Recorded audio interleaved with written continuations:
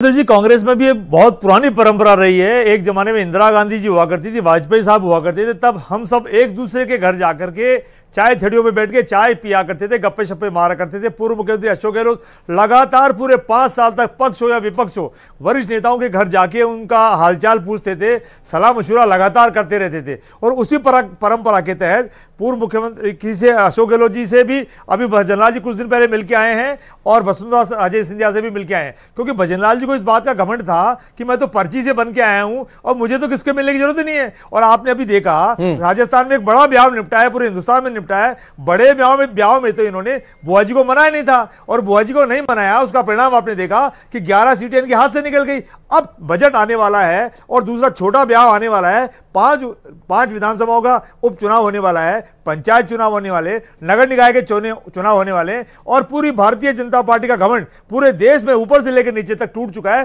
तो भजनलाल जी को भी निश्चित तौर पे कहीं ना कहीं आदरणीय वसुंधरा जी की याद आई और उनसे शिष्टाचार मुलाकात करने गए, उनको मान मनवार करने गए। क्या बातचीत हुई ये तो भारतीय जनता पार्टी बता सकती है। और उसके अलावा हम तो बाजार में ये चर्चा है कि निश्चित तौर पे चुनाव आ रहे हैं, बजट आ रहा है, पंचायत चुनाव आ रहे हैं, और ये जो नए नए जिले बने उनके समीकरण को कैसे सेट किया जाए, क्या किया जाए, तमाम तरह के राय मुशवरे वो करके आए हैं। और ये अच्छी परंपरा है, कांग्रेस पार्टी इसका स्वागत करती है। भजनलाल जी को सब वरिष्ठ नेताओं से मिलते रहना चाहिए। मिलते रहने से क्या होता है कि सबसे अच्छा रहता है। हुआ क्या रविंद्र जी, अभी जब ये थोड़े दिन पहले की बात है, जब लोकसभा चुनाव निपटे तो वसुंधरा जी ने खूब सारे गुलदस्ते मंगाए और दिल्ली में सब नेताओं से बैठ करके उनको पेश किए।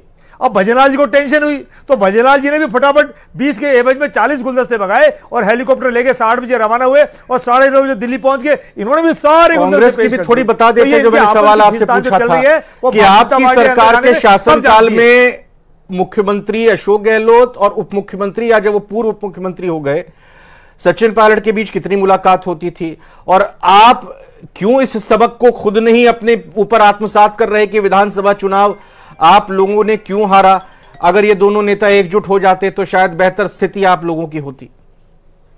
आप उनके लिए तो अपनी बात रख रहे हैं लेकिन उसी को अपने लिए आत्मसात नहीं कर रहे। नहीं, कांग्रेस पार्टी के लिए भी कांग्रेस पार्टी ने बार बार कहा है कि हमारे परिवार में अगर छोटी मोटी कुछ कमियां और दुरुस्त कर ली जाती तो आज हम सत्ता में होते। लेकिन अब बीती बात बिसारी, आगे के सुध ले, और आगे की हमने सुध ली। हाल ही में लोकसभा चुनाव संपन्न हुआ है, भारतीय जनता पार्टी जहां 25 पार आ रही थी जी, हमने 11 सीटें हासिल की है। भारतीय जनता पार्टी आखिरी में कहने लगी थी कहीं 2 आएगी, कहीं 3 आएगी, कहीं 4 आएगी, और हम लगातार कह रहे थे कि डबल फिगर में आएंगे और हम डबल फिगर में आए। ठीक।